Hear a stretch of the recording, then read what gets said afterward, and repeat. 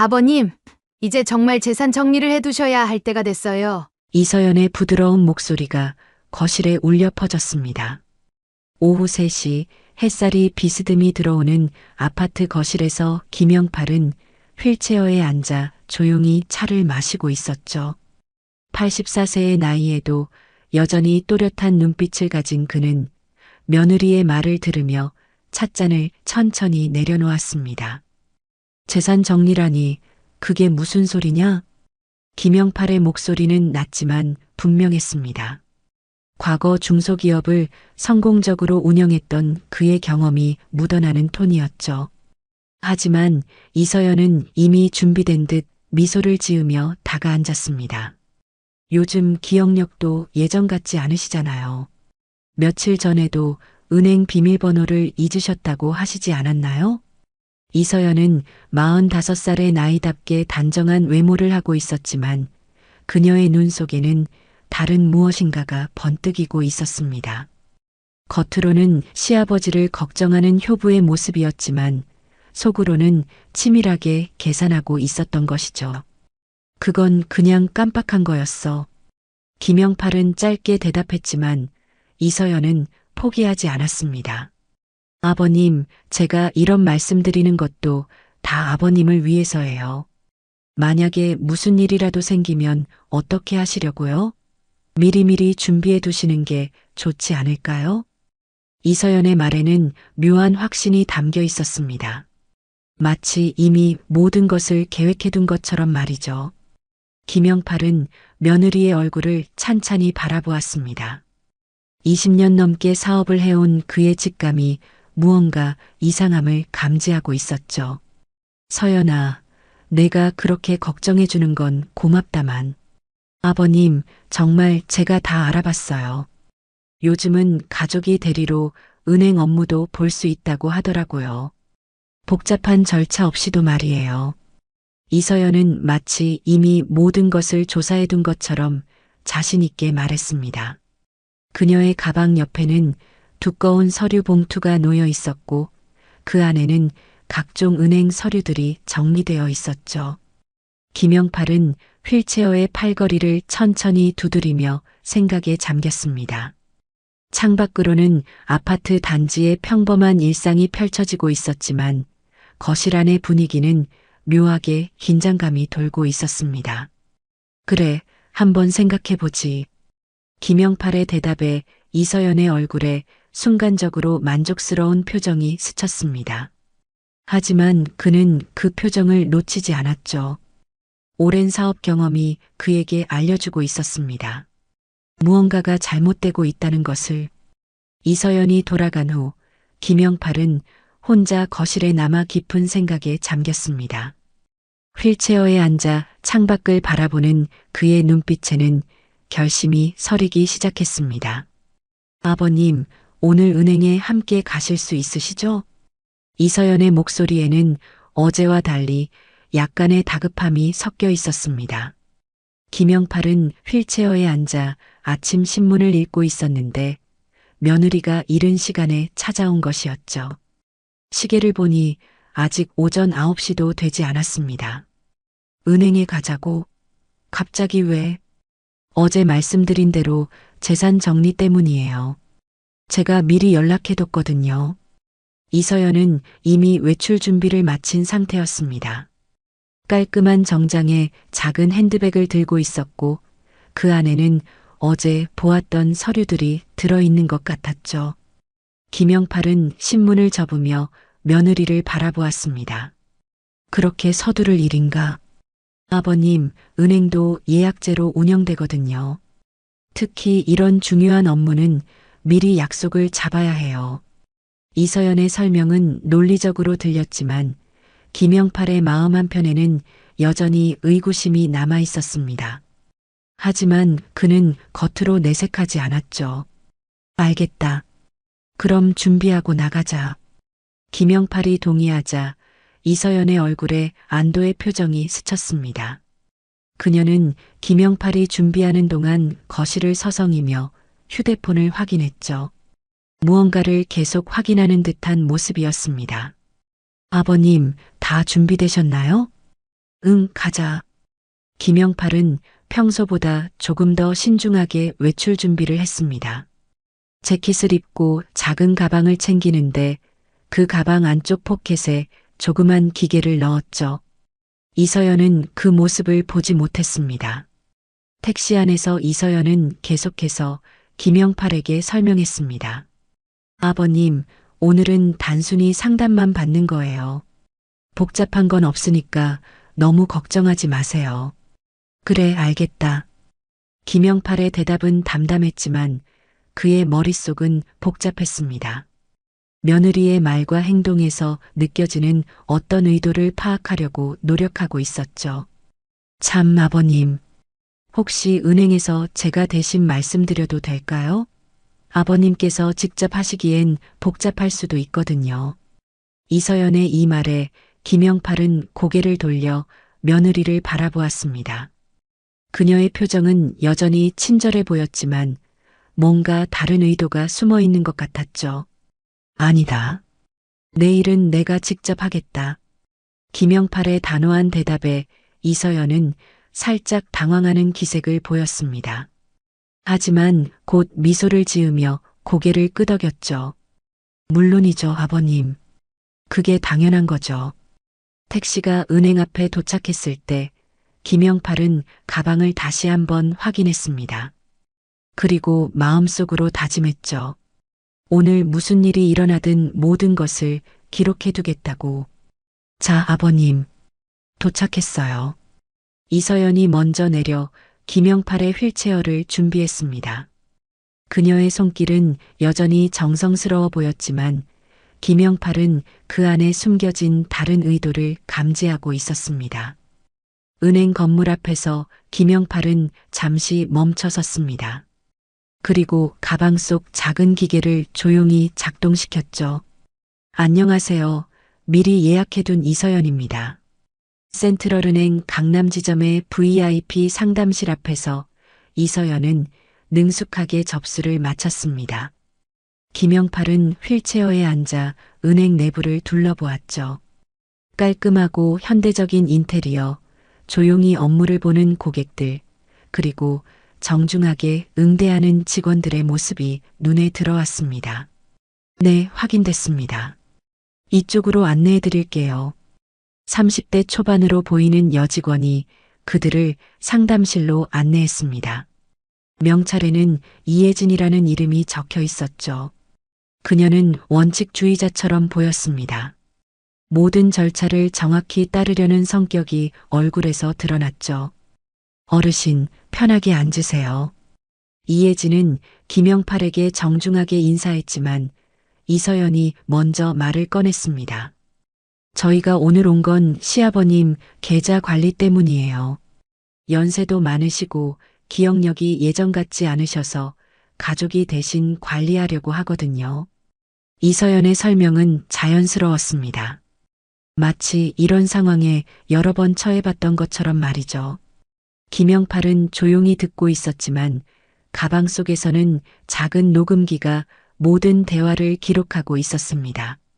그렇다면 필요한 서류들을 확인해 봐야겠네요.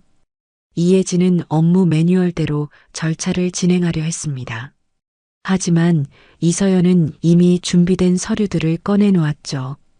여기 가족관계 증명서랑 위임장도 준비했어요. 그리고 시아버님 도장도 가져왔고요.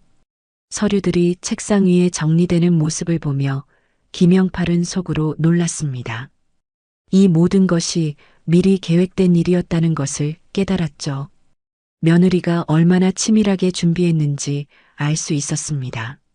잠깐만요. 이혜진이 서류들을 살펴보다가 고개를 들었습니다. 어르신, 직접 확인하고 싶은 게 있는데요. 계좌 비밀번호 변경이나 명예 변경 같은 중요한 업무는 본인이 직접 의사표시를 해주셔야 합니다. 물론이죠. 아버님, 직접 말씀해 주세요. 이서연은 여전히 차분했지만 목소리에 약간의 긴장감이 실렸습니다. 김영팔은 이혜진을 바라보며 천천히 입을 열었죠. 내가 직접 확인하고 싶은 게 있는데 우리 계좌에 등록된 법정 대리인이 누구로 되어 있나? 이 질문에 이혜진은 잠시 당황했습니다. 그녀는 컴퓨터 화면을 확인하기 시작했죠. 잠시만요. 확인해 드릴게요. 키보드를 두드리는 소리가 상담실에 울렸습니다. 이서연의 표정이 조금씩 굳어지기 시작했죠. 뭔가 예상과 다른 방향으로 흘러가고 있다는 것을 감지했기 때문입니다. 이상하네요. 이혜진이 화면을 보며 중얼거렸습니다. 뭐가 이상한가요? 이서연이 다급하게 물었습니다. 고객님 계좌에 이미 법정 대리인이 등록되어 있어요. 신지우님으로요. 이 말을 듣는 순간 이서연의 얼굴이 창백해졌습니다. 반면 김영팔은 조용히 미소를 지었죠. 그게 맞다. 김영팔의 차분한 목소리가 상담실에 울렸습니다. 아버님, 그게 무슨... 서연아, 이제 그만하자. 김영팔의 목소리에는 더 이상 참지 않겠다는 의지가 담겨 있었습니다. 아버님, 지우가 언제 그런 일을... 이서연의 목소리가 떨리기 시작했습니다. 예상하지 못한 상황에 당황한 것이 역력했죠. 하지만 김영팔은 여전히 침착했습니다. 석 달 전에 다 정리해뒀다. 김영팔의 말에 이서연은 말문이 막혔습니다. 그동안 자신이 얼마나 치밀하게 계획했다고 생각했는데 시아버지가 이미 모든 것을 준비해둔 상황이었던 것이죠. 이혜진은 화면을 더 자세히 살펴보았습니다. 정명철 변호사님이 담당하신 건으로 나와 있네요. 그리고 모든 중요 업무는 신지우님의 동의 없이는 처리할 수 없도록 설정되어 있어요. 정명철이라고? 이서연이 그 이름을 듣자마자 얼굴이 더욱 굳어졌습니다. 정명철은 김영팔과 오랜 친구 사이인 베테랑 변호사였죠. 법조계에서는 꽤 유명한 인물이었습니다. 네, 맞습니다. 혹시 이분을 아시나요?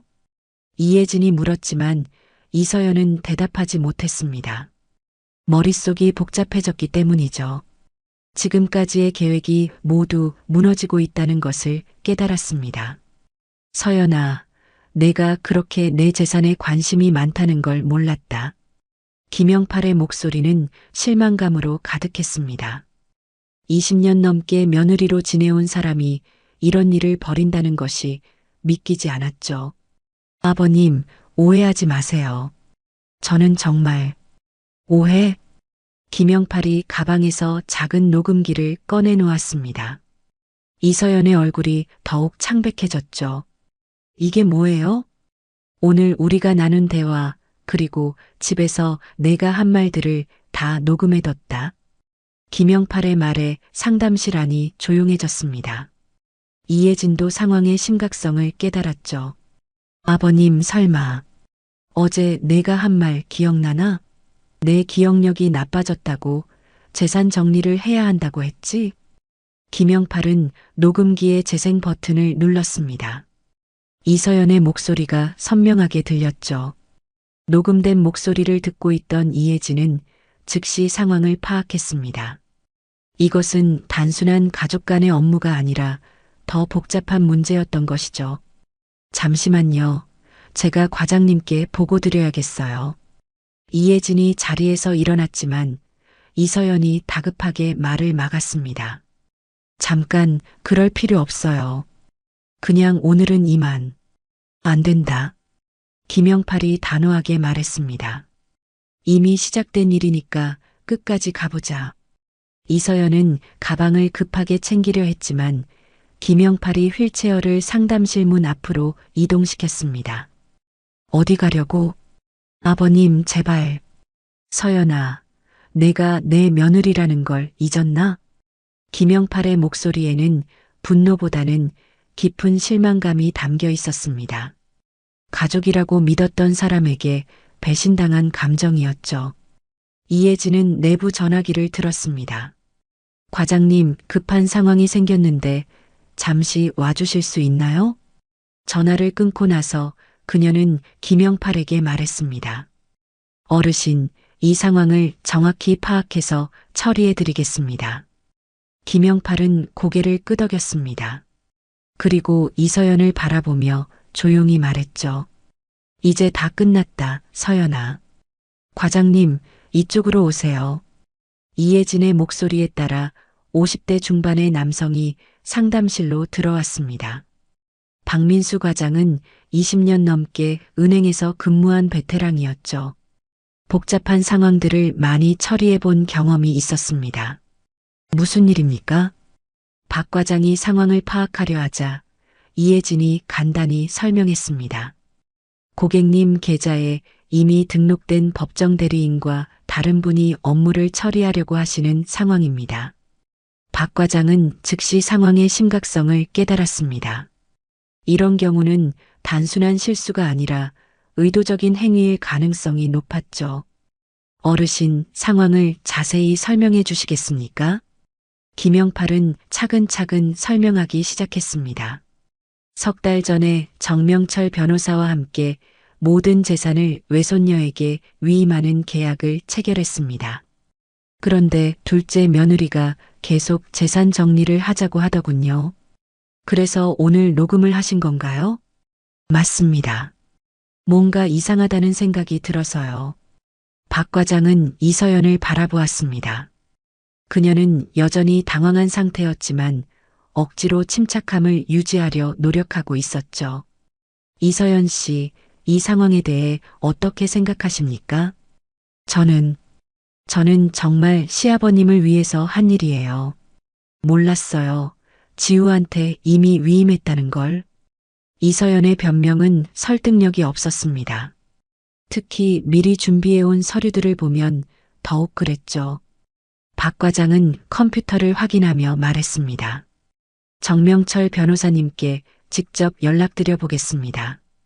이런 경우는 법적 대리인이 직접 확인해 주시는 게 좋겠어요. 연락처가 등록되어 있나요? 네, 계좌 개설 당시 비상 연락처로 등록되어 있습니다. 박 과장이 전화를 걸기 시작했습니다. 상담실 안은 긴장감으로 가득했죠. 이서연은 계속해서 손을 떨고 있었고 김영팔은 조용히 지켜보고 있었습니다. 정명철 변호사님이십니까? 센트럴은행 강남지점 박민수입니다. 전화 너머로 정명철의 목소리가 들렸습니다. 박 과장은 상황을 간단히 설명했죠. 김영팔 고객님의 계좌 관련해서 문의사항이 있어서 연락드렸습니다. 잠시 후 박 과장의 표정이 심각해졌습니다. 네, 알겠습니다. 지금 바로 오신다고요? 네, 기다리겠습니다. 전화를 끊고 나서 박 과장이 말했습니다. 정명철 변호사님이 직접 오신다고 하십니다. 15분 정도 걸린다고 하네요. 이 말을 듣자 이서연이 급하게 일어났습니다. 그럼 저희는 이만. 박 과장이 정중하지만 단호하게 말했습니다. 이런 상황에서는 관련자들이 모두 확인을 마칠 때까지 기다리시는 게 좋겠습니다. 김영팔이 이서연을 바라보며 말했습니다. 서연아, 이제 와서 도망가려고 하나? 아버님, 저는 정말. 그만해. 이미 늦었다. 김영팔의 목소리에는 더 이상의 변명을 듣고 싶지 않다는 의지가 담겨 있었습니다. 20년 넘게 가족으로 지내온 사이였지만 이제는 돌이킬 수 없는 선을 넘었다는 것을 모두가 알고 있었죠. 상담실 밖으로는 일상적인 은행 업무가 계속되고 있었지만 이곳만은 긴장감으로 가득했습니다. 곧 모든 것이 명확해질 순간이 다가오고 있었죠.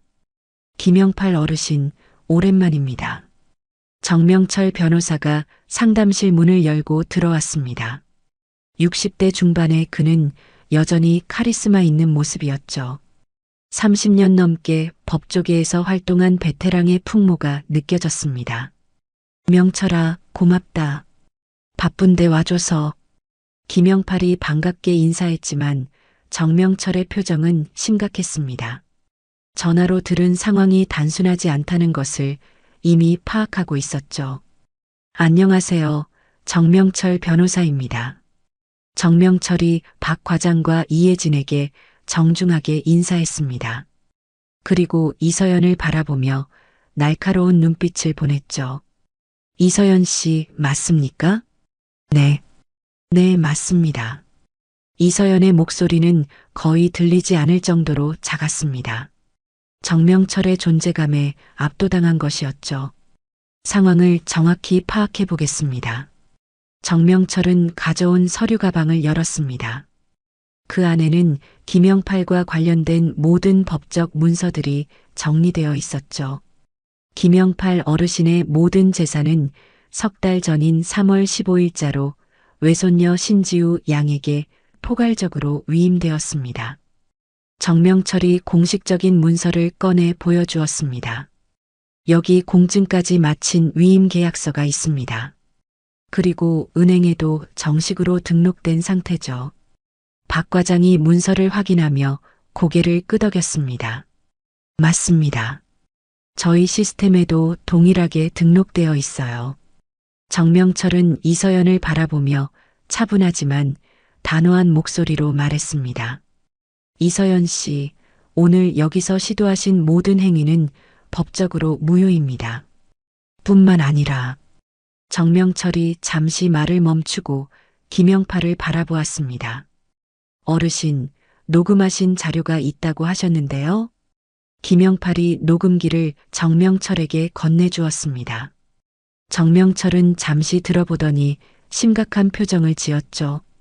이것은 사문서 위조 시도와 강요 미수에 해당할 수 있습니다. 이 말을 들은 이서연이 갑자기 무릎이 꺾이며 의자에 주저앉았습니다. 변호사님, 제발. 저는 정말 몰랐어요. 몰랐다고요? 정명철의 목소리에 의구심이 담겼습니다. 그렇다면 이 모든 서류는 어떻게 준비하신 건가요? 가족관계 증명서부터 위임장까지 모두 미리 준비되어 있었던 것 같은데요. 이서연은 대답할 수 없었습니다. 모든 증거가 그녀의 의도적인 행위를 보여주고 있었기 때문이죠. 그리고 무엇보다도 정명철이 또 다른 서류를 꺼냈습니다. 어르신께서는 석 달 전에 이미 저에게 이런 상황에 대비해달라고 부탁하셨습니다. 혹시 가족 중에 재산을 노리는 사람이 있을 수 있다고 하시면서요. 김영팔이 조용히 고개를 끄덕였습니다. 그때부터 이상하다는 생각이 들었거든. 아버님. 이서연이 마지막으로 무언가 말하려 했지만 정명철이 손을 들어 막았습니다. 이서연 씨, 지금 상황에서는 변명보다는 사과가 먼저입니다. 정명철은 박 과장에게 말했습니다. 앞으로 김영팔 어르신의 계좌와 관련된 모든 업무는 반드시 신지우 양의 동의를 받아주시기 바랍니다. 그리고 오늘 있었던 일은 모두 기록으로 남겨주세요. 네, 알겠습니다. 박 과장이 확답하자 정명철은 이서연에게 마지막 경고를 했습니다. 이서연 씨, 오늘 일로 형사 고발까지는 하지 않겠습니다. 하지만 앞으로 이런 일이 다시 있다면 법적 조치를 취할 것입니다. 이서연은 고개를 숙인 채 아무 말도 할 수 없었습니다. 모든 계획이 무너진 상황이었죠. 지우야, 늦었구나. 상담실 문이 열리며 19살의 신지우가 숨을 헐떡이며 들어왔습니다. 대학교에서 급히 달려온 모습이 역력했죠.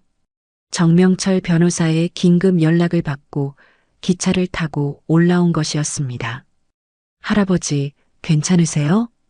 지우는 김영팔에게 달려가 무릎을 꿇고 앉았습니다. 그녀의 눈에는 걱정과 미안함이 가득했죠. 할아버지를 혼자 두고 학교에 있었다는 것에 대한 죄책감이었습니다. 괜찮다, 괜찮아. 내가 와줘서 고맙다. 김영팔이 지우의 손을 잡으며 안심시켰습니다. 그의 얼굴에는 손녀를 보는 할아버지의 따뜻한 미소가 번졌죠. 이서연은 지우를 보자 더욱 고개를 숙였습니다. 자신이 시도했던 일이 얼마나 잘못된 것인지 새삼 깨달았기 때문이었죠. 정명철 선생님, 상황이 어떻게 된 건가요? 지우가 변호사에게 물었습니다. 정명철은 간단하게 상황을 설명해 주었죠. 내 고모가 할아버지의 재산을 본인 명의로 옮기려고 시도했었다. 하지만 이미 모든 것이 너에게 위임되어 있어서 실패했어. 지우는 이서연을 바라보며 복잡한 표정을 지었습니다. 가족이라고 생각했던 사람이 이런 일을 벌였다는 것이 믿기지 않았죠. 고모, 왜 그러셨어요? 지우의 순수한 질문에 이서연은 더욱 부끄러워졌습니다. 19살 소녀 앞에서 자신의 잘못을 어떻게 변명할 수 있겠습니까? 지우야, 미안하다. 고모가 잘못했다. 이서연의 목소리는 떨리고 있었습니다.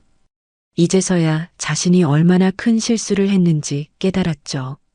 김영팔이 지우에게 말했습니다. 지우야, 이제 모든 게 내 책임이다. 할아버지가 평생 모은 재산을 잘 관리해야 한다. 할아버지, 너무 무거운 책임이에요. 아니다. 내가 가장 믿을 만하니까 맡기는 거야. 김영팔의 목소리에는 확신이 담겨 있었습니다. 오랫동안 지우를 지켜본 그였기에 내릴 수 있는 판단이었죠. 정명철이 지우에게 서류들을 정리해 주었습니다. 지우야, 앞으로 할아버지의 모든 재산 관리는 내가 책임져야 한다. 신탁 형태로 관리되니까 법적으로도 안전하게 보호받을 수 있어. 지우는 진지하게 대답했습니다. 어린 나이지만 책임감이 강한 성격이었죠. 박 과장이 마지막으로 확인했습니다.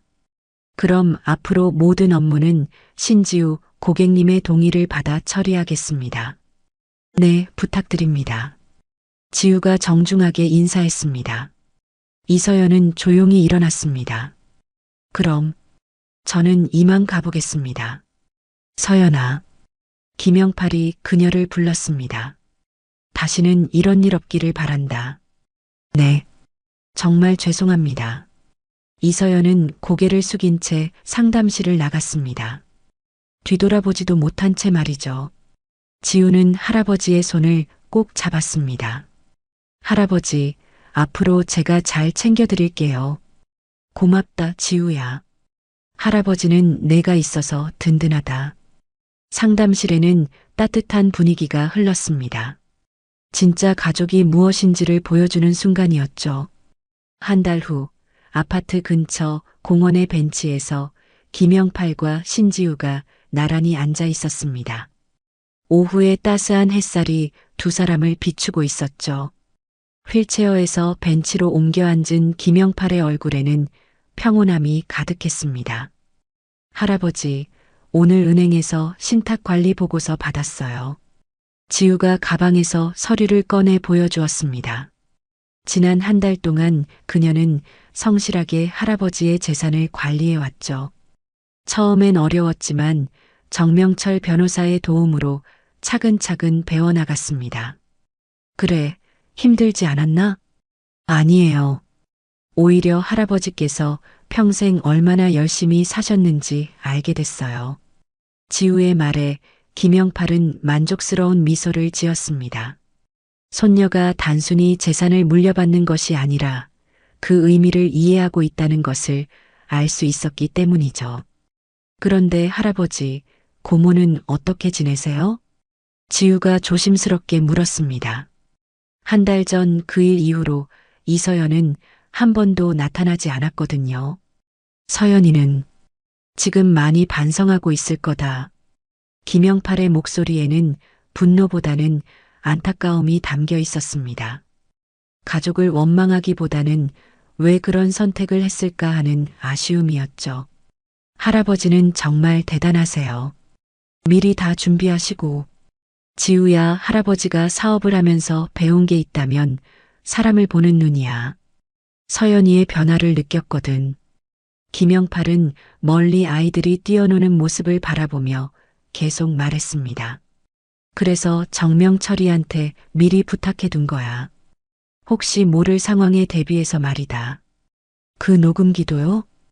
그것도 그렇고 모든 걸 기록으로 남겨두는 게 중요하다는 걸 알았거든. 지우는 할아버지의 지혜에 감탄했습니다. 84세의 나이에도 여전히 예리한 판단력을 가지고 있다는 것이 놀라웠죠. 할아버지, 제가 잘할 수 있을까요? 아직 어린데. 지우야, 나이는 숫자일 뿐이다. 중요한 건 마음가짐이야. 김영팔이 지우의 손을 꼭 잡았습니다. 너는 항상 정직하고 착했다. 그게 가장 중요한 거야. 네, 할아버지. 절대 실망시켜드리지 않을게요. 두 사람은 잠시 조용히 앞을 바라보았습니다. 공원에는 일상적인 평화로움이 흐르고 있었죠. 산책하는 사람들, 뛰어노는 아이들, 벤치에서 대화를 나누는 노인들의 모습이 자연스럽게 어우러져 있었습니다. 지우야, 할아버지가 이제 마음이 편하다. 왜요? 진짜 가족이 누구인지 확실해졌거든. 김영팔의 말에 지우의 눈가가 촉촉해졌습니다. 할아버지, 저도 할아버지가 있어서 든든해요. 그래, 우리는 이제 진짜 가족이다. 바람이 살짝 불어와 두 사람의 머리카락을 흔들었습니다. 김영팔은 한 달 전 은행에서 있었던 일을 떠올렸죠. 그때 작동시켰던 작은 녹음기가 모든 것을 바꿔놓았다는 것을, 때로는 준비성이 가장 큰 무기가 된다는 것을, 그리고 진정한 가족의 의미가 무엇인지를. 할아버지, 집에 들어가실까요? 응, 그러자. 지우가 할아버지를 부축해 휠체어로 옮겨드렸습니다. 두 사람은 천천히 집으로 향했죠. 석양이 그들의 뒷모습을 따뜻하게 비추고 있었습니다. 김영팔의 마음속에는 더 이상 걱정이 없었습니다. 모든 것이 제자리를 찾았고 진정으로 믿을 수 있는 사람에게 미래를 맡겼기 때문이었죠. 공무원 월급으로 요즘 생활이 되긴 해? 한강로 호텔 17층 연회장에서 터져나온 비웃음 섞인 목소리였습니다. 그렇게 검소하게 살면서 애들 교육은 어떻게 시켰어? 오미라의 도발적인 시선이 정은아를 향했어요. 30년 만에 동창회에서 벌어진 모멸이었죠. 우린 부족하지 않아. 은하의 조용한 대답에 연회장 곳곳에서 피식거리는 웃음이 새어나왔습니다. 봉사활동으로는 용돈벌이도 안 될 텐데. 미라의 입꼬리가 비꼬듯 올라갔어요. 동창들의 차가운 시선이 은하를 짓눌렀습니다. 그런데 그 순간이었습니다. 연회장 문이 열리며 경호원들이 들어왔어요. 귀빈께서 입장하시겠습니다. 그리고 나타난 남성이 은하에게 다가와 말했습니다. 정은하님, 늘 감사드립니다. 미라의 얼굴이 하얗게 질렸어요. 과연 이들을 찾아온 사람의 정체는 무엇일까요? 어디서 보고 계신지 댓글로 남겨주세요. 하지만 이것은 단지 시작일 뿐이었습니다. 진짜 충격적인 진실은 따로 있었거든요. 시간은 그날 저녁으로 거슬러 올라갑니다. 한강을 내려다보는 한강로 호텔 17층 연회장에 10월의 저녁 노을이 스며들고 있었습니다. 높은 천장의 샹들리에가 은은한 빛을 뿌리며 넓은 홀을 감싸고 있었어요. 창밖으로는 한강이 유유히 흘러가고 있었고 멀리 여의도 빌딩들이 황금빛으로 물들어가고 있었죠. 정은하는 연회장 입구에서 잠시 발걸음을 멈췄습니다.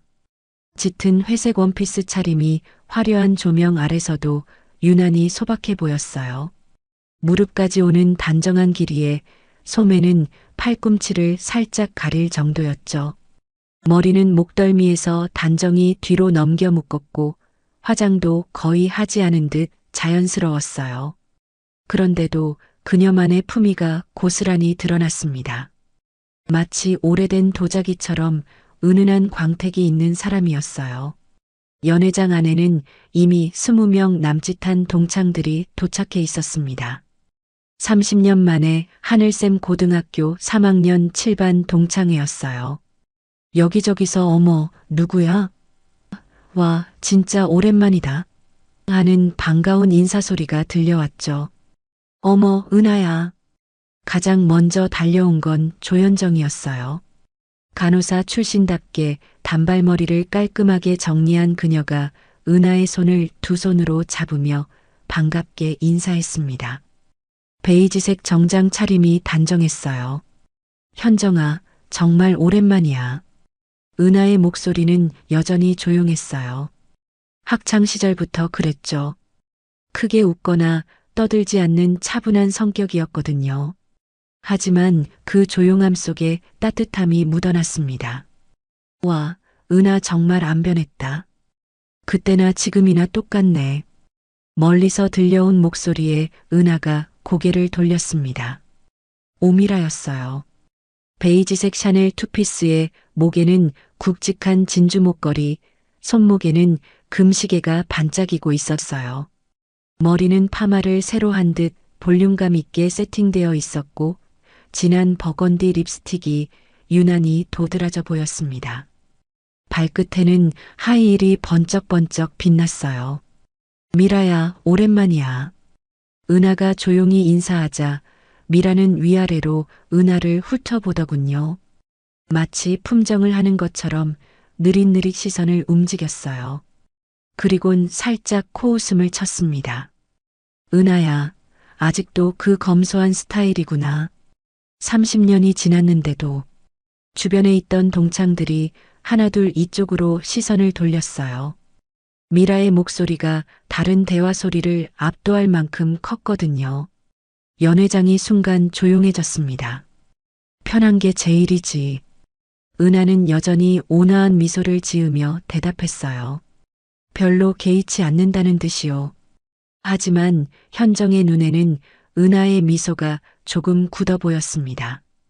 입꼬는 웃고 있었지만 눈가에 미세한 긴장이 스쳐갔거든요. 미라는 만족한 듯 고개를 끄덕이며 자리에 앉았어요. 그러면서 주변 동창들에게 눈짓을 보냈습니다. 마치 봤지? 하는 표정이었어요. 이때 연회장 한쪽에서 익숙하면서도 위험 있는 목소리가 들려왔어요. 여러분, 안녕하십니까? 77세의 김상호 선생님이 지팡이를 짚고 천천히 걸어오고 계셨습니다. 흰 머리를 단정히 뒤로 넘기시고 둥근 안경 너머로 온화하면서도 깊이 있는 눈빛을 보내고 계셨어요. 진한 네이비 정장 차림이 여전히 근엄해 보였죠. 학창시절 담임 선생님이자 현재 하늘쌤고 동문회장이셨습니다. 선생님, 동창들이 일제히 자리에서 일어나 허리를 굽히며 인사를 올렸어요. 미라도 갑자기 얌전해져서 깍듯이 인사했습니다. 아무리 나이가 들어도 선생님 앞에서는 여전히 학생이 되는 게 한국 사람의 정서였어요. 모두들 건강해 보여서 참 다행입니다. 30년이라는 세월이 어떻게 지나갔는지 모르겠어요. 선생님이 상석에 자리를 잡으시자 본격적인 만남이 시작됐어요. 각자 안부를 묻고 근황을 나누는 시간이었죠. 누군가는 사업을 한다고 했고 누군가는 아이들을 다 시집장가 보냈다고 했어요. 그런데 미라의 관심은 온통 은하에게만 쏠려 있었습니다. 그런데 말이야, 은하야. 미라가 찻잔을 내려놓으며 말했어요. 목소리에 묘한 호기심이 섞여 있었죠. 남편은 뭐해? 아직도 공무원이야? 갑작스러운 질문에 연회장이 조금 조용해졌어요. 다른 동창들도 슬쩍 이쪽으로 귀를 기울였습니다. 은하는 잠시 망설이는 듯 했어요. 찻잔을 들었다가 내려놓기를 반복하며 작은 한숨을 내쉬었죠. 응, 그냥 공무원이야. 아, 그래. 미라의 입꼬리가 미묘하게 올라갔어요. 마치 예상했던 답을 들은 것처럼요. 눈빛에는 만족스러운 기색이 역력했습니다. 공무원도 좋지. 안정적이잖아. 요즘 같은 세상에 말이야. 현정이 분위기를 부드럽게 만들려고 끼어들었지만 미라는 멈추지 않았어요. 오히려 더 신이 난 것처럼 보였습니다. 그런데 은하야, 애들은 어떻게 키웠어? 사교육비 많이 들었을 텐데. 공무원 월급으로는 힘들었겠다. 미라의 질문이 점점 노골적해졌어요. 주변 동창들이 불편한 표정을 지었지만 그녀는 아랑곳하지 않았습니다. 그냥 평범하게 키웠어. 다른 집과 별다를 거 없이. 은하의 목소리가 점점 작아졌어요. 하지만 표정만은 여전히 차분했습니다. 마치 모든 것을 받아들일 준비가 되어 있는 사람처럼요. 그래도 요즘 대학 보내려면 돈이 얼마나 드는데 공무원 월급으로 어떻게 감당했을까 궁금하더라고. 미라의 말에 일부 동창들이 피식 웃었어요. 그 웃음소리가 연회장에 묘하게 울렸습니다. 그때 미라 옆에 앉아있던 박순이가 작은 소리로 속삭였어요. 미라야, 너무 그러지 마. 하지만 미라는 들은 척도 안 했습니다. 오히려 더 흥미진진하다는 표정으로 계속 물었어요. 아, 맞다. 은하야, 너 요즘 뭐 해? 애들 다 컸을 텐데 집에서 뭐 하고 지내? 집에서 이런저런 일 도와주고 있어. 아, 봉사활동? 부녀회 같은 거? 미라가 다시 묻자 은하는 잠깐 망설이다가 고개를 끄덕였어요. 그런 거지. 아이고, 우리 은하 착하긴 해. 그런데 봉사활동으로는 용돈벌이도 안 될 텐데. 연회장 한쪽에서 또 작은 웃음소리가 들려왔습니다. 누군가 다른 이야기를 나누고 있었는데 그 웃음이 이상하게 이쪽까지 전해져 온 거였어요. 마치 은하의 대답을 비웃는 것처럼 들렸죠. 은하는 찻잔을 다시 들어 올렸습니다. 손이 살짝 떨리는 게 보였어요. 그 모습을 지켜보던 현정의 마음이 아팠습니다. 선생님께서는 조용히 지켜보고 계셨어요. 50년 가까이 교단에 서시며 수많은 학생들을 봐오신 분이시죠. 그 누구보다 사람의 속내를 잘 아시는 분이었습니다. 하지만 아직은 나서지 않으셨어요. 창밖으로 10월의 저녁 햇살이 연회장을 통과해 들어와 은하의 어깨 위에 내려앉았어요. 그 빛 속에서 그녀는 더욱 고요하고 신비로워 보였습니다. 마치 모든 걸 받아들일 준비가 되어 있으면서도 무언가 깊은 비밀을 간직한 사람처럼요. 미라는 여전히 만족스러운 표정으로 은하를 바라보고 있었어요. 30년 전에도 그랬죠. 조용하고 수수한 은하를 보면서 묘한 우월감을 느꼈던 거예요. 그런데 왠지 오늘 밤이 그냥 지나가지 않을 것 같은 예감이 연회장에 은은하게 흘렀습니다. 식사가 끝나고 디저트와 함께 와인이 나왔습니다. 크리스털 잔에 담긴 붉은 와인이 샹들리에 불빛을 받아 루비처럼 반짝였어요.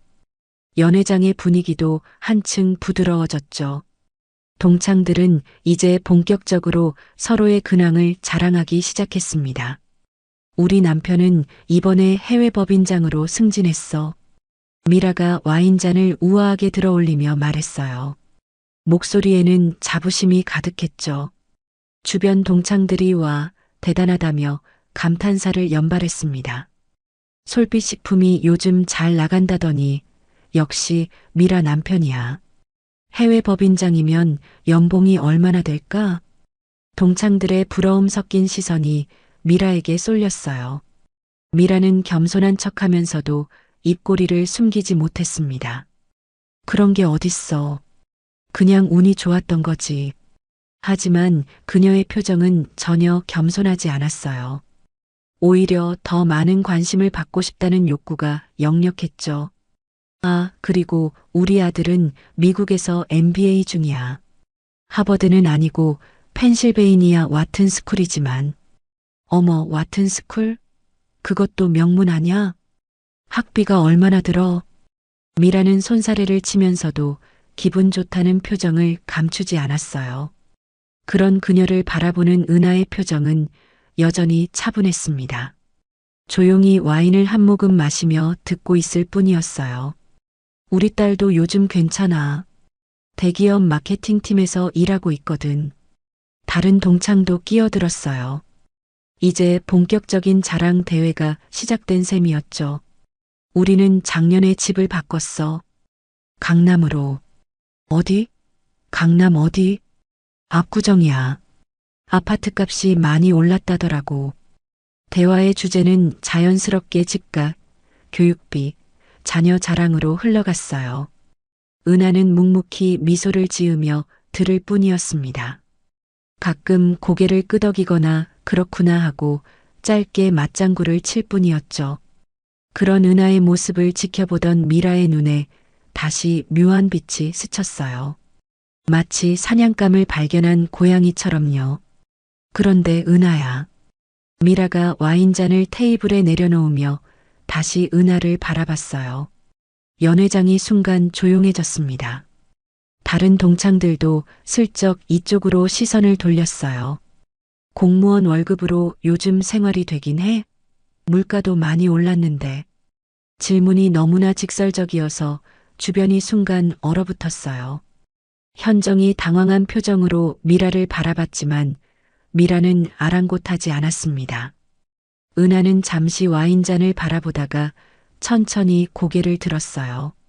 여전히 침착한 목소리로 대답했습니다. 우린 부족하지 않아. 그래, 그게 다 안정적이란 소리네. 미라가 말끝을 비튼 순간 주변에서 작은 웃음소리가 새어나왔어요. 누군가 공무원이 그래도 안정적이긴 하지라고 중얼거렸고 다른 누군가는 요즘 공무원도 힘들다던데 라고 속삭였죠. 은하는 미소를 지었지만 와인잔을 든 그 손끝이 미세하게 떨리고 있었어요. 현정만이 그 떨림을 눈치챘습니다. 미라야, 그만해. 현정이 작은 목소리로 말했지만 미라는 이미 흥에 취한 상태였어요. 와인 때문인지 아니면 우월감 때문인지 그녀의 볼이 붉어져 있었습니다. 아니야, 궁금해서 그래. 요즘 서울에서 살려면 돈이 얼마나 드는데. 집값도 그렇고 애들 교육비도 그렇고. 미라의 시선이 은하의 옷차림을 다시 훑었어요. 그 시선 자체가 무언의 메시지를 담고 있었죠. 은하는 정말 대단해. 그 적은 돈으로 어떻게 살아왔는지 정말 신기하다. 이때 선생님께서 조용히 목청을 가다듬으셨어요. 미라야. 한마디였지만 그 목소리에는 경고의 뜻이 담겨 있었어요. 미라도 잠시 움찔했지만 곧 다시 자세를 바로잡았습니다. 아, 선생님. 저는 그냥 궁금해서요. 은하가 어떻게 그렇게 검소하게 살 수 있는지. 검소한 게 나쁜 건 아니잖아요. 다른 동창이 끼어들었지만 분위기는 이미 어색해져 있었어요. 은하는 여전히 조용했습니다. 와인잔을 천천히 테이블에 내려놓더니 냅킨으로 입가를 가볍게 닦았어요. 그 모든 동작이 우아하고 절제되어 있었죠. 미라야, 사람마다 사는 방식이 다른 거야. 은하의 목소리는 여전히 차분했어요. 하지만 그 말 속에는 미세한 떨림이 있었습니다. 맞아, 맞아. 그런데 은하는 정말 특별해. 그렇게 적게 쓰면서도 품위를 유지하는 게 쉬운 일이 아닌데. 미라의 말에는 칭찬인 듯 하면서도 비꼬는 뉘앙스가 섞여 있었어요. 주변 동창들도 그걸 눈치챘는지 불편한 표정을 지었습니다.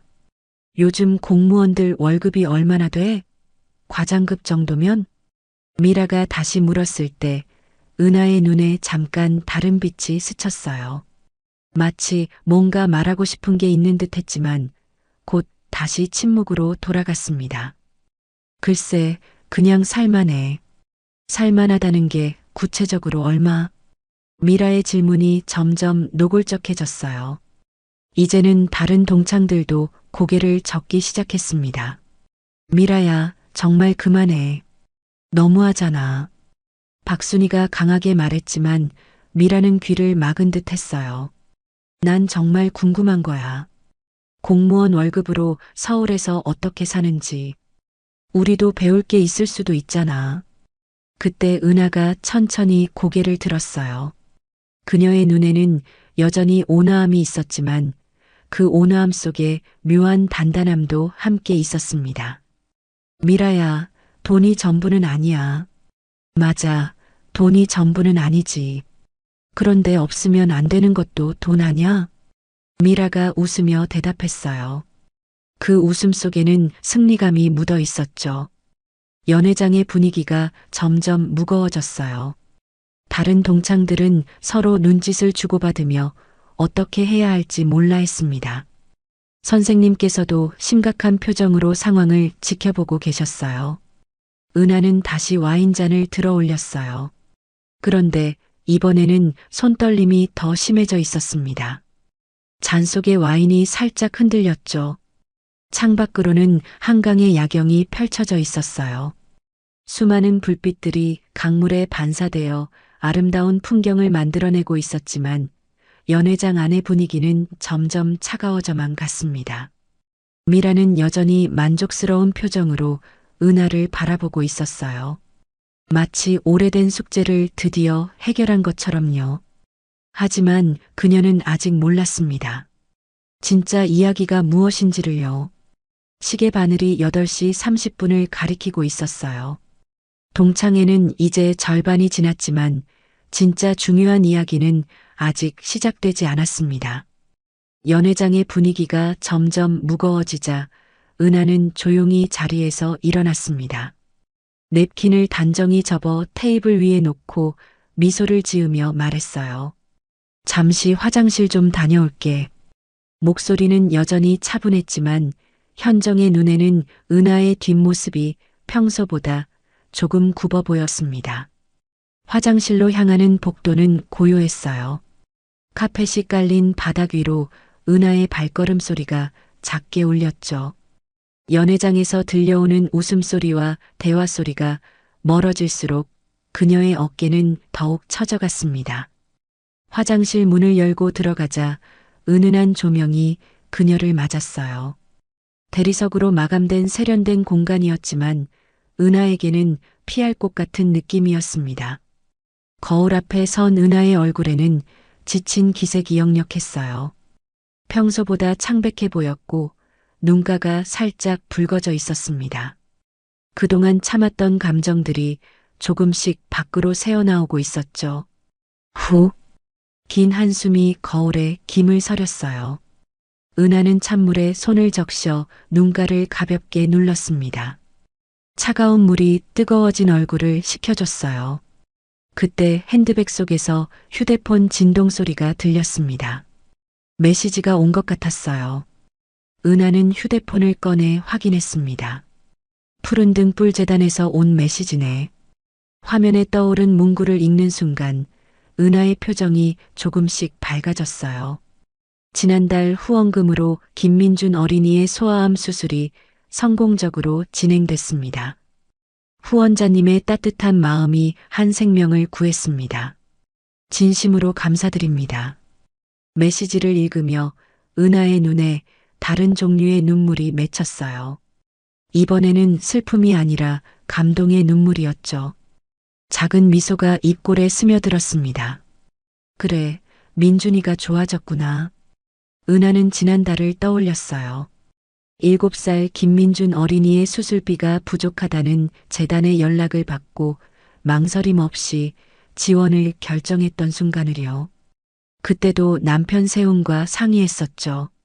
여보, 이런 일에 우리가 도움이 되어야지. 그럼요. 우리 능력 안에서 할 수 있는 만큼 해야죠. 부부의 대화는 늘 그랬어요. 길지 않지만 서로의 마음을 완전히 이해하는 그런 대화였죠.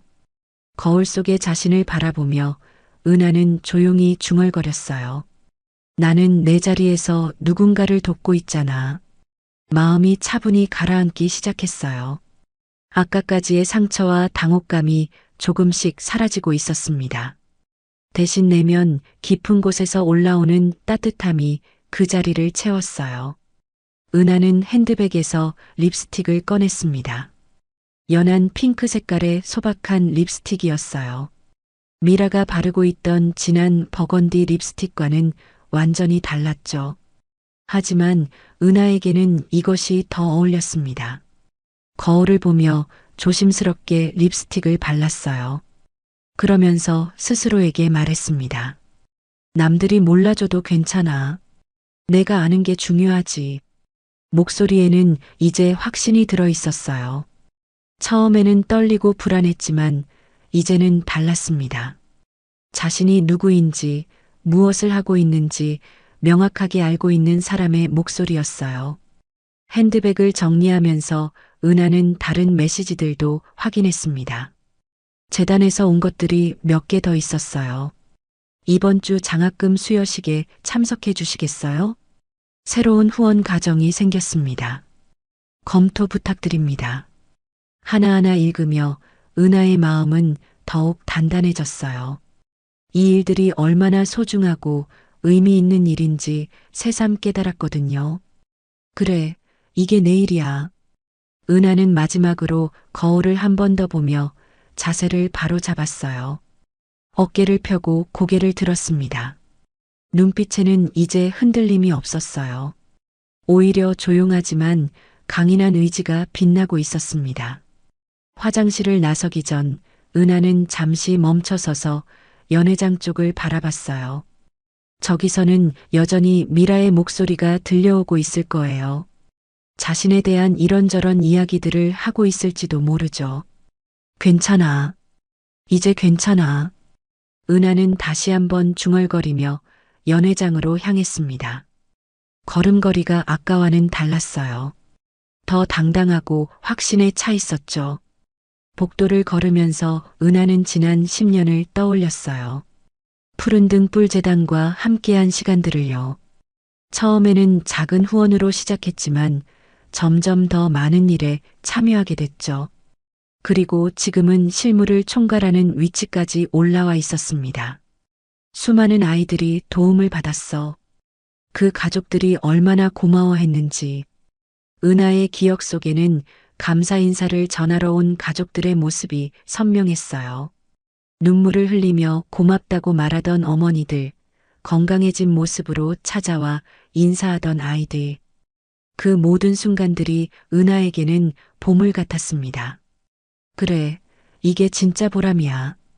연회장 문 앞에 다다랐을 때 은하의 마음은 완전히 평정을 되찾았어요. 이제 미라가 뭐라고 하든 상관없었습니다. 자신이 누구인지 무엇을 하고 있는지 분명히 알고 있으니까요. 문을 열고 들어서는 순간 연회장의 시선이 일제히 은하에게 쏠렸어요. 미라는 여전히 다른 동창들과 이야기를 나누고 있었는데 은하가 나타나자 잠시 말을 멈췄습니다. 은하야. 어디 갔었어? 미라의 목소리에는 아직도 그 묘한 우월감이 묻어 있었어요. 화장실 다녀왔어. 은하가 자연스럽게 대답하며 자리에 앉았습니다. 그런데 아까와는 뭔가 달랐어요. 앉는 자세도, 표정도, 눈빛도 모든 게 더 당당해 보였습니다. 현정이 그 변화를 가장 먼저 눈치챘어요. 은하의 얼굴에서 지친 기색이 사라지고 오히려 은은한 광채가 나고 있었거든요. 그런데 아까 이야기 계속하자. 공무원 월급 이야기. 미라가 다시 시작했지만 이번에는 은하의 반응이 달랐어요. 더 이상 위축되거나 당황하지 않았습니다. 그럼. 은하가 담담하게 대답하자 미라는 조금 의외라는 표정을 지었어요. 뭔가 반응이 예상과 달랐거든요. 선생님께서는 조용히 은하를 지켜보고 계셨어요. 50년 가까운 교직 경험으로 사람의 변화를 민감하게 감지하시는 분이었죠. 은하에게 무언가 중요한 변화가 일어났다는 걸 직감하셨습니다. 시계는 8시 45분을 가리키고 있었어요. 동창회가 끝나려면 아직 시간이 좀 남았지만 진짜 이야기는 이제부터 시작될 것 같았습니다. 은하는 와인잔을 천천히 들어 올렸어요. 이번에는 손떨림이 전혀 없었습니다. 오히려 그 움직임이 우아하고 품격 있어 보였어요. 곧 세상은 그 품격의 진짜 의미를 알게 될 거였습니다. 연회장의 분위기가 한층 무르익어갈 무렵 김상호 선생님이 천천히 자리에서 일어나셨습니다. 77세의 연륜이 묻어나는 침착한 모습이었어요. 지팡이를 옆에 세워두고 마이크를 향해 걸어가시는 모습을 동창들이 조용히 지켜봤습니다. 여러분, 선생님의 목소리가 마이크를 통해 연회장에 울려 퍼졌어요. 대화를 나누던 동창들이 하나둘 고개를 돌리며 주목했습니다. 오늘 우리 30년 만에 소중한 자리에 뜻깊은 분이 잠시 들르신답니다. 순간 연회장의 웅성거림이 퍼졌어요. 동창들이 서로 눈빛을 주고받으며 속삭이기 시작했죠. 누굴까? 어떤 귀빈이래? 혹시 시장님인가? 아니면 국회의원? 미라의 눈이 반짝였어요. 이런 순간을 가장 좋아하는 사람이었거든요. 유명한 사람들과 함께 사진을 찍고 그걸 자랑하는 걸 즐겼죠. 어머, 정말? 누가 오신다는 거야? 미라가 흥미진진한 표정으로 주변 동창들에게 물었어요. 하지만 아무도 아는 사람이 없었습니다. 이럴 줄 알았으면 더 좋은 옷 입을걸. 미라가 중얼거리며 핸드백에서 작은 거울을 꺼냈어요. 립스틱을 다시 바르고 머리카락을 정리하기 시작했습니다. 진주 목걸이 위치도 조정하고 재킷 주름도 다시 펴봤어요. 다른 여자 동창들도 비슷한 반응을 보였어요. 누군가는 향수를 뿌리고 누군가는 액세서리를 만지작거렸죠. 와, 갑자기 긴장된다. 사진 찍어야겠어. 핸드폰 배터리는 충분하지? 명함 가져왔나? 연회장이 갑자기 술렁거리기 시작했어요. 모든 사람이 흥분한 상태였습니다. 그런데 은하만은 달랐어요. 여전히 자리에 조용히 앉아 물잔을 천천히 마시고 있었습니다. 다른 사람들처럼 화장을 고치거나 옷매무새를 정리하지도 않았어요. 그저 담담하게 마치 바람이 지나가는 듯 평온한 모습이었죠. 현정이 은하의 모습을 보며 조금 신기해했어요. 은하야, 너는 안 궁금해? 누가 오는지? 글쎄, 누가 오든 상관없어. 은하가 조용히 대답했어요. 그 목소리에는 정말로 관심이 없다는 듯한 평온함이 묻어 있었습니다. 미라가 그 대화를 듣고 피식 웃었어요. 그래, 은하는 그런데 관심 없지. 공무원 아내니까 그런 자리에 갈 일도 없을 테고. 날카로운 한마디였어요. 주변이 순간 조용해졌습니다. 공무원도 나름 괜찮은 직업인데. 현정이 변호하듯 말했지만 미라는 손사래를 쳤어요. 아니야, 나쁘다는 게 아니라 그냥 다른 세계라는 얘기지. 우리같이 사업하는 사람들이랑은. 미라의 말에는 은근한 우월감이 배어 있었어요. 마치 자신은 더 높은 계층에 속한다는 듯한 뉘앙스였죠. 김상호 선생님은 연단에서 동창들의 반응을 조용히 지켜보고 계셨어요. 특히 은하의 모습을 유심히 보셨죠. 다른 사람들과는 확연히 다른 그녀의 태도가 인상적이었습니다. 선생님의 눈빛에는 의미심장한 빛이 스쳤어요. 마치 곧 일어날 일을 미리 알고 계시는 것처럼요. 그럼 잠시만 기다려주세요. 곧 도착하실 예정입니다. 선생님이 마이크를 내려놓으시자 연회장의 술렁거림이 더욱 커졌어요. 진짜 누굴까? 혹시 연예인? 아니면 재벌? 추측이 난무했어요. 미라는 이미 흥분을 감추지 못하고 있었습니다. 어머, 정말 기대된다. 우리 학교 출신 중에 그렇게 성공한 사람이 있었나? 설마 우리 동기 중에? 아니면 선배님? 그때 연회장 뒤쪽에서 작은 소란이 일어났어요. 호텔 직원 몇 명이 들어와서 뭔가 준비를 하기 시작한 거였죠. 어머, 진짜 대단한 분이 오시나 보다. 저렇게 준비하는 걸 보니까. 미라가 더욱 들뜬 목소리로 말했어요. 다른 동창들도 비슷한 반응이었죠. 하지만 은하는 여전히 조용했어요.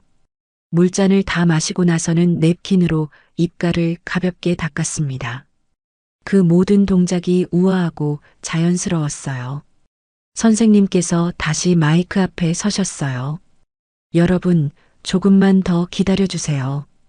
그 순간 연회장 입구 쪽에서 움직임이 있었어요. 호텔 매니저로 보이는 사람이 들어와서 선생님께 뭔가 귓속말을 했습니다. 선생님이 고개를 끄덕이시며 미소를 지으셨어요. 네, 도착하셨습니다. 연회장의 모든 시선이 입구로 향했어요. 미라는 거의 자리에서 일어날 뻔했습니다. 드디어 누가 오실까? 긴장감이 최고조에 달했어요. 모든 사람이 숨을 죽이고 문을 바라보고 있었습니다. 그때 연회장 문이 천천히 열리기 시작했어요.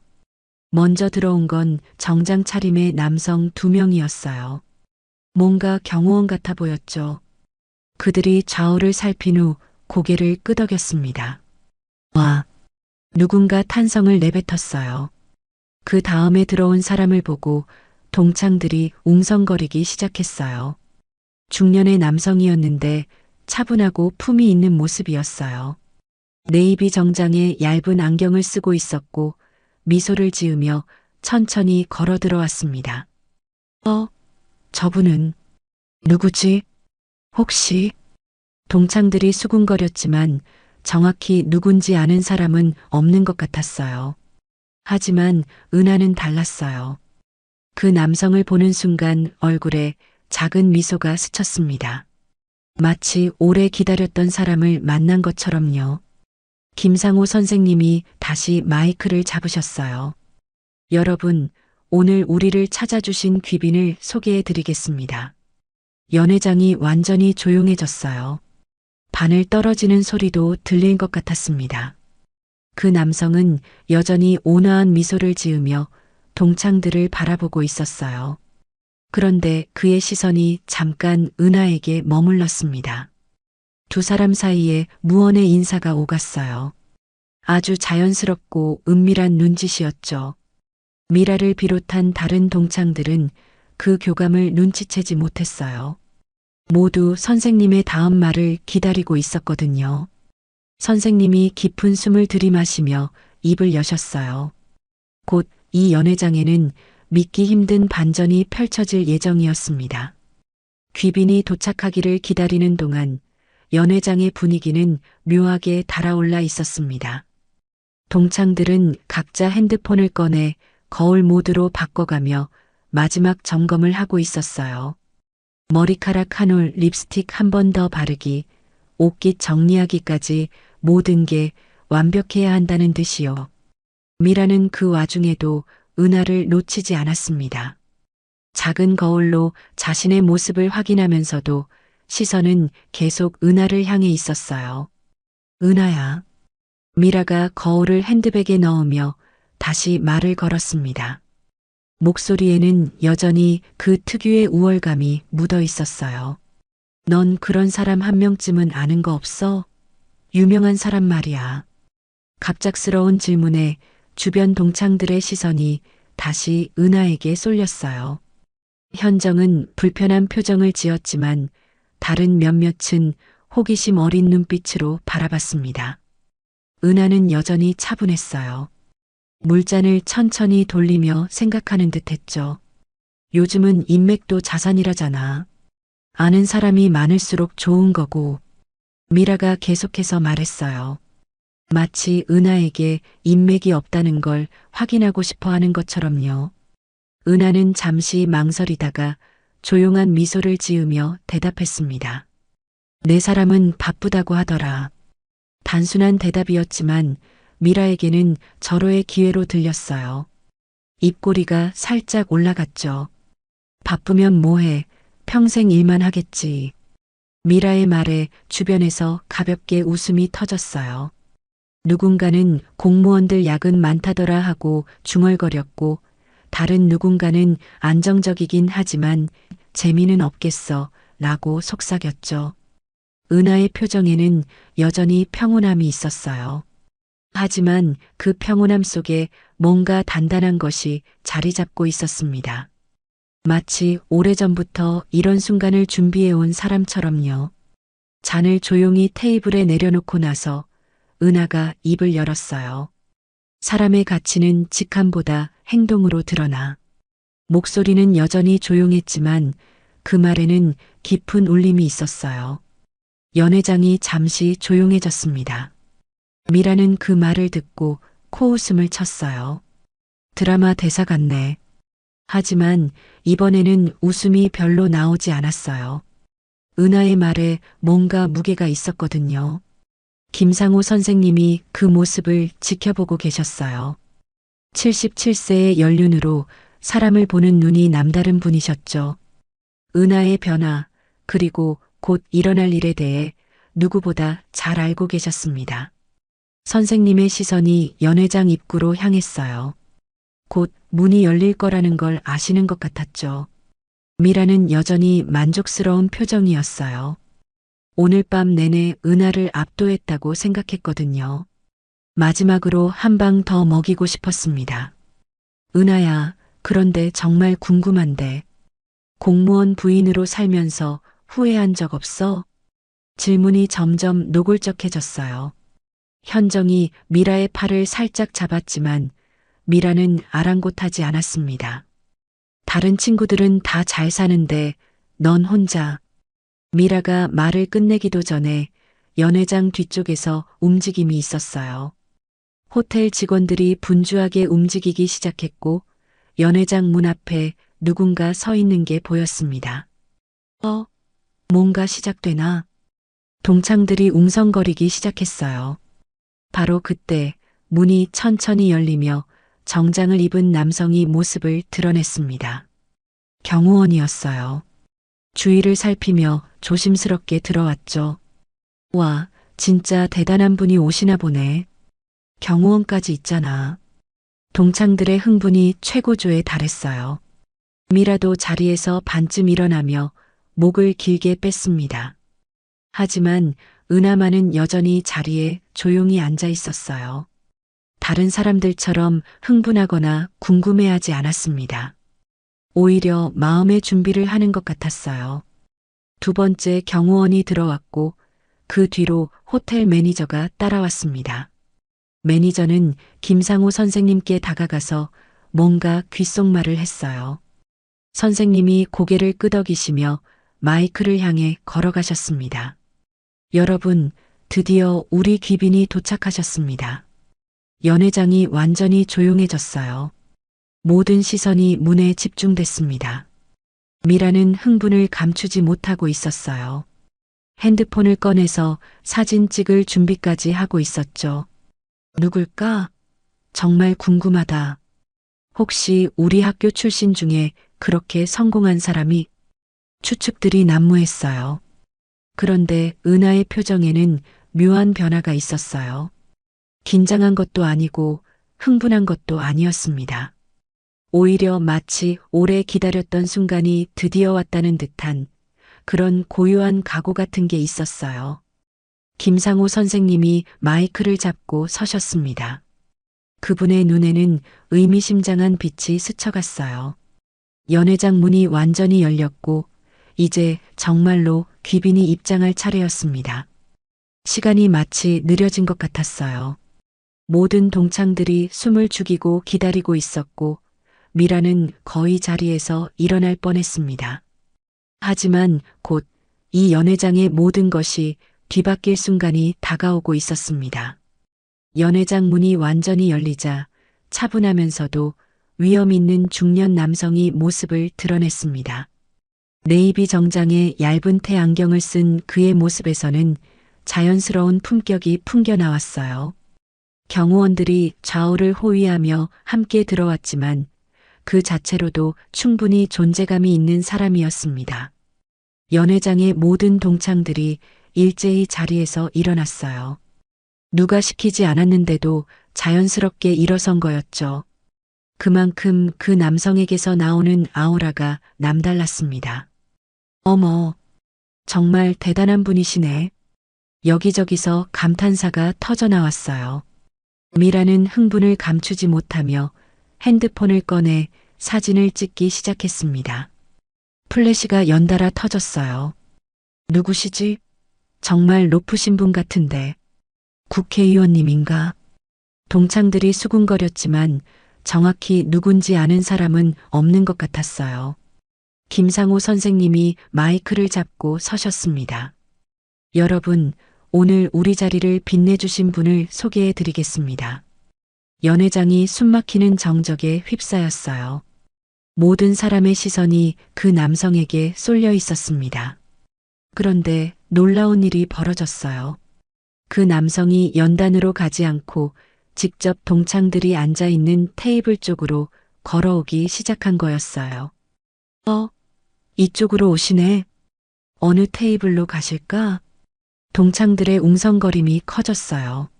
미라는 자신의 테이블로 오시길 바라며 머리카락을 다시 정리했습니다. 하지만 그 남성의 발걸음은 미라 테이블을 지나쳐 갔어요. 그리고는 은하가 앉아있는 테이블로 곧장 향했습니다. 미라의 표정이 순간 당황스러워졌어요. 다른 동창들도 고개를 갸우뚱했죠. 그 남성이 은하 앞에 다다랐을 때 연회장의 모든 시선이 그쪽으로 집중됐어요. 사람들은 숨을 죽이고 지켜봤습니다. 그리고 믿기 어려운 일이 벌어졌어요. 그 남성이 은하를 향해 정중하게 고개를 숙이며 손을 내밀었던 거예요. 정은하님. 차분하면서도 따뜻한 목소리가 연회장에 울려 퍼졌습니다. 푸른 등불 재단의 헌신에 늘 감사드립니다. 그 순간 연회장의 공기가 얼어붙었어요. 모든 동창들의 시선이 은하에게 향했습니다. 방금 전까지 그냥 봉사활동한다고 했던 바로 그 은하에게요. 미라의 얼굴에 떠올랐던 우월한 미소가 서서히 굳어갔어요. 손에 들고 있던 핸드폰이 미세하게 떨렸죠. 푸른 등불 재단? 그게 뭐지? 은하가 재단 일을 해? 동창들의 속삭임이 연회장의 파문처럼 퍼져갔어요. 은하는 여전히 침착했어요. 자리에서 조용히 일어나 정중하게 인사를 받았습니다. 과분한 말씀이세요. 목소리는 여전히 조용했지만 그 말투에서 평소와는 다른 품격이 느껴졌어요. 마치 이런 상황에 익숙한 사람처럼요. 그때 수행원 중 한 명이 앞으로 나섰어요. 여러분께 소개해 드리겠습니다. 수행원의 목소리가 연회장 전체에 울려 퍼졌어요. 함께 계신 분은 보건복지부 장관 강세훈 님이십니다. 장관님? 보건복지부 장관? 연회장이 순간 술렁거렸어요. 모든 사람이 놀란 표정을 지었습니다. 하지만 진짜 충격은 이제부터였어요. 강세훈 장관이 은하 옆자리에 자연스럽게 앉으며 말했어요. 여러분, 늦어서 죄송합니다. 공무가 있어서 늦었네요. 그리고는 은하를 바라보며 미소를 지었어요. 여보, 오랜만에 동창들 만나니까 어때? 여보, 미라의 입에서 헛소리가 새어나왔어요. 다른 동창들도 눈을 동그랗게 뜨며 서로를 바라봤습니다. 혹시, 설마, 현정이 가장 먼저 상황을 파악했어요. 은하야, 설마 남편분이. 은하가 조용히 고개를 끄덕였어요. 응, 내 남편이야. 그 한마디에 연회장이 완전히 조용해졌어요. 방금 전까지 그냥 공무원이라고 했던 그 남편이 보건복지부 장관이었다는 충격적인 사실이 모든 사람의 머릿속을 강타했습니다. 미라의 얼굴이 창백해졌어요. 입은 벌린 채 말이 나오지 않았죠. 아까까지 공무원 월급으로 어떻게 사느냐고 비웃던 자신의 말들이 떠올랐거든요. 강세훈 장관이 주위를 둘러보며 인사했어요. 반갑습니다. 은하의 동창 여러분을 뵙게 되어 영광입니다. 정중하고 따뜻한 인사였어요. 하지만 동창들은 아직 충격에서 벗어나지 못하고 있었습니다. 장관님이시라고요? 누군가 떨리는 목소리로 물었어요. 네, 보건복지부에서 일하고 있습니다. 장관의 겸손한 대답에 동창들은 더욱 놀랐어요. 김상호 선생님이 마이크를 통해 말씀하셨어요. 여러분, 우리 은하가 그동안 얼마나 겸손하게 살아왔는지 이제 아시겠죠? 선생님의 말에 동창들이 하나둘 고개를 끄덕였어요. 그리고 은하를 바라보는 시선이 완전히 달라졌습니다. 미라는 여전히 충격에서 벗어나지 못하고 있었어요. 손이 떨려서 물잔을 제대로 잡지도 못했습니다. 은하는 여전히 조용했어요. 남편의 손을 가만히 잡으며 고개를 살짝 숙였습니다. 그 모습에서 진정한 품위가 느껴졌어요.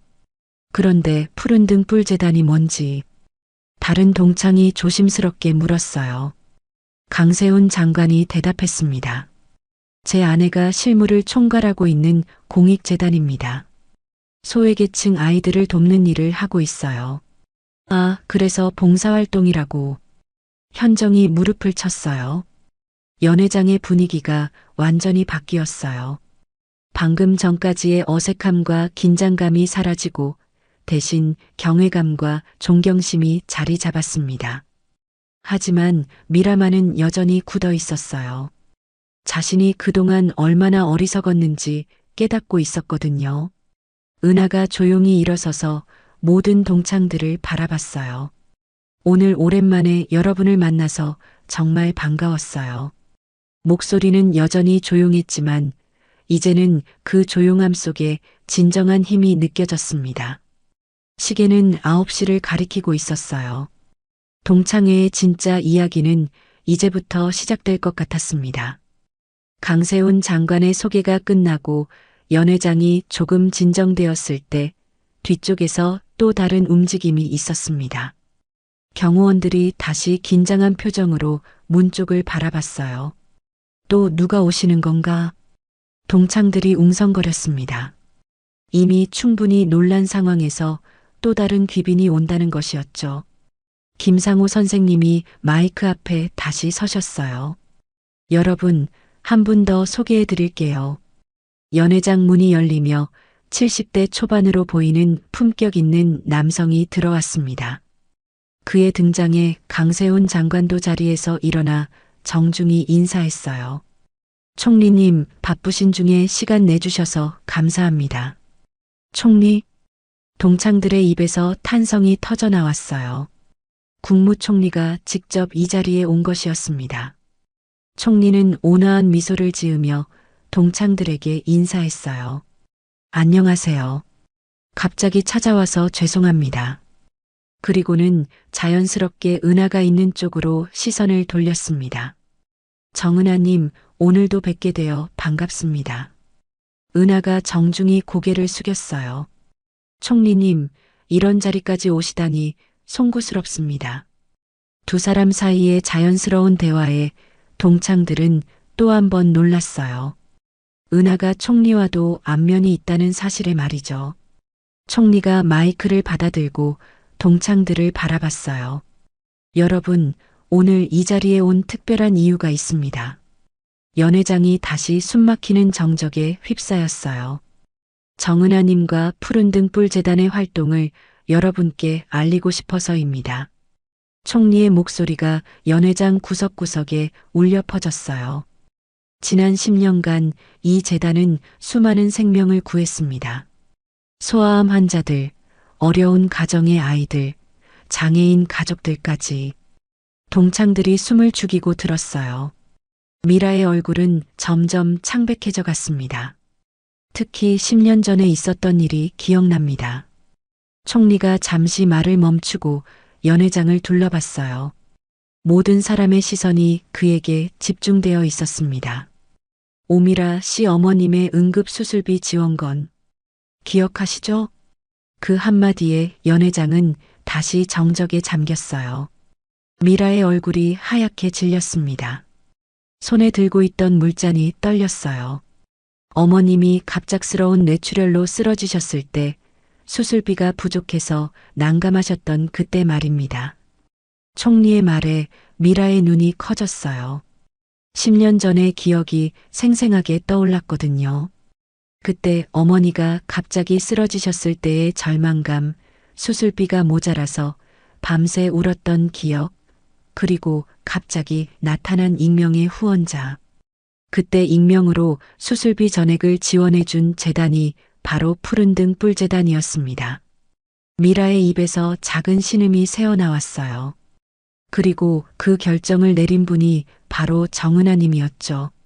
총리의 시선이 은하에게 향했어요. 은하는 여전히 조용히 앉아 있었지만 그 표정에는 따뜻함이 가득했습니다. 그때 그 재단이 은하 내가 했던 거야? 미라가 떨리는 목소리로 물었어요. 목소리에는 믿을 수 없다는 충격과 함께 깊은 후회가 섞여 있었습니다. 은하는 대답 대신 부드러운 미소만 지었어요. 여전히 겸손한 모습이었죠. 어머니가 살아계시는 것도 은하님 덕분입니다. 총리가 다시 말했어요. 그뿐만이 아닙니다. 수술 후 회복 기간 동안의 간병비, 재활 치료비까지 모두 재단에서 지원했었죠. 미라의 눈에서 눈물이 흘러내리기 시작했어요. 그동안 자신이 얼마나 어리석었는지, 얼마나 큰 은혜를 모르고 살았는지 깨달았거든요. 내가 그걸 몰랐어. 미라의 목소리가 떨렸어요. 다른 동창들도 충격을 받았어요. 방금 전까지 은하를 무시하고 비웃었던 자신들의 모습이 부끄러웠거든요. 김상호 선생님이 천천히 마이크를 잡으셨어요. 사람을 겉모습으로 판단하면 안 되겠지요. 선생님의 조용하지만 깊은 목소리가 연회장에 울려 퍼졌어요. 은하는 학창 시절부터 그런 아이였습니다. 조용하지만 늘 남을 먼저 생각하는. 동창들이 하나둘 고개를 숙였어요. 자신들의 어리석음을 반성하고 있었습니다. 선생님, 미라가 흐느끼기 시작했어요. 내가 정말 바보였어요. 은하한테 그런 말들을 하다니. 눈물이 볼을 타고 흘러내렸어요. 화장이 번져도 상관없다는 듯이 계속 울었습니다. 은하가 조용히 자리에서 일어나 미라에게 다가갔어요. 미라야, 괜찮아. 따뜻한 목소리였어요. 원망이나 비난의 기색은 전혀 없었습니다. 괜찮지 않아.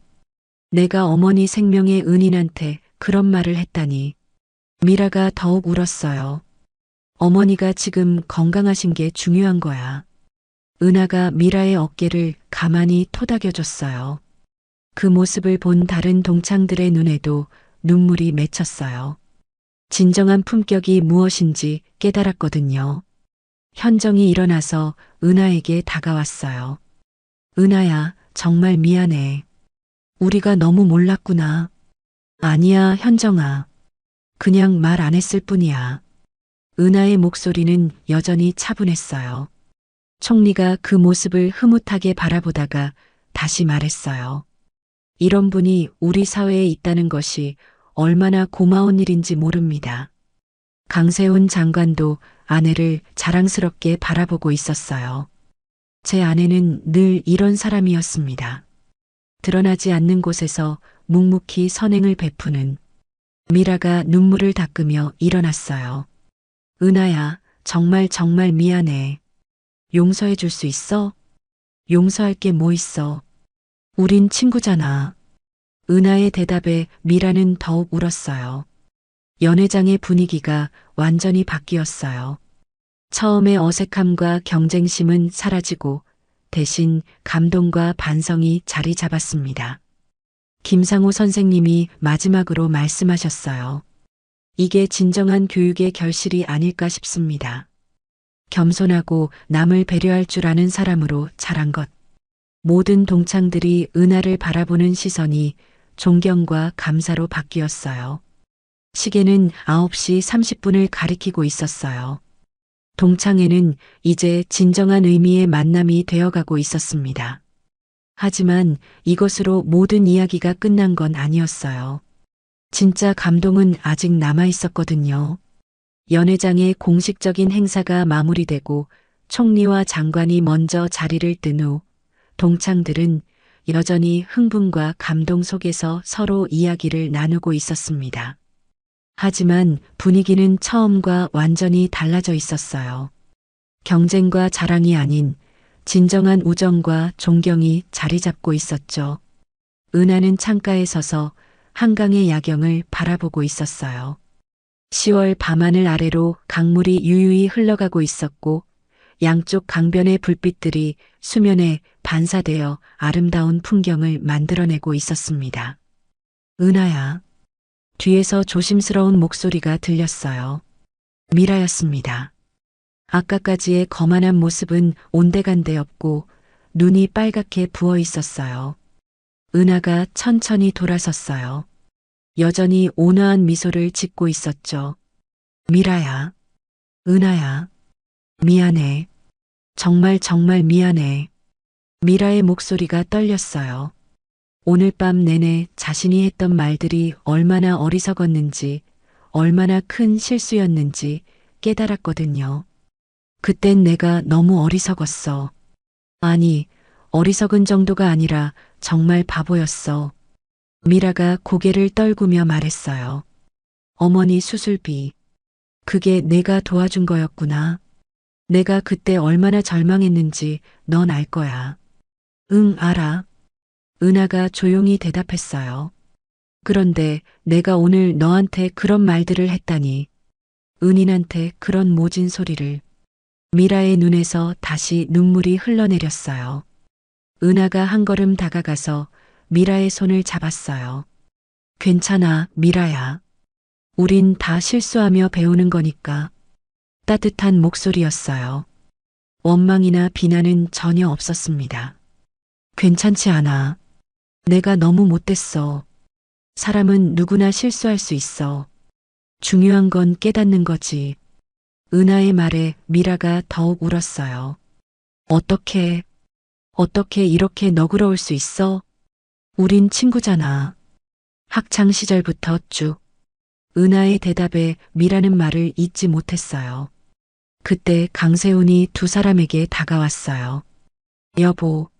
부드러운 목소리로 아내를 불렀습니다. 오늘 참 좋은 날이네. 강세훈이 은하의 어깨를 가만히 감싸며 말했어요. 그래요. 오랜만에 친구들을 만나서 좋았어요. 은하가 남편을 바라보며 미소 지었어요. 미라가 강세훈을 바라보며 깍듯이 인사했어요. 장관님, 아니, 세훈이 형부. 정말 죄송했습니다. 아닙니다. 저희를 잘 몰라서 그랬던 거죠. 강세훈도 너그러운 모습이었어요. 다른 동창들도 하나둘 다가와서 은하에게 인사를 했어요. 은하야, 오늘 정말 많은 걸 배웠어. 우리가 얼마나 어리석었는지 모르겠다. 앞으로는 정말 달라질게.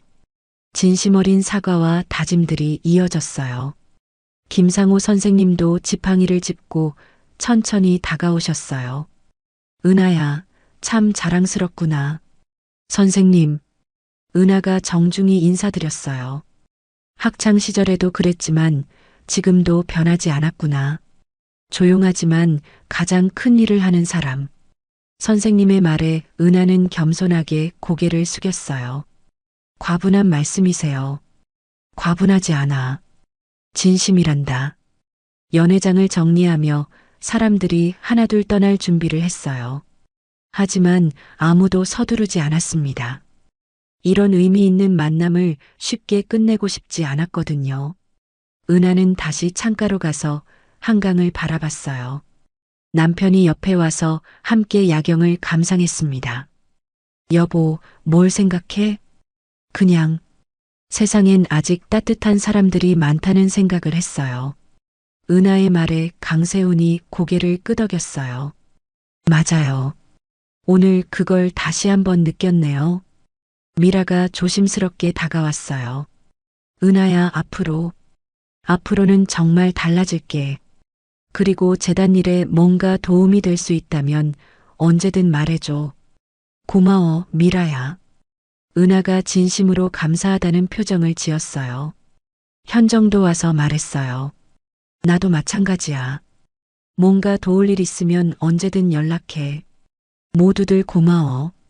동창들이 하나둘 작별 인사를 나누기 시작했어요. 하지만 이번의 작별은 슬프지 않았습니다. 오히려 새로운 시작 같은 느낌이었어요. 다음에 또 만나자. 이번엔 빨리 만나자. 정모도 하고 약속들이 오갔어요.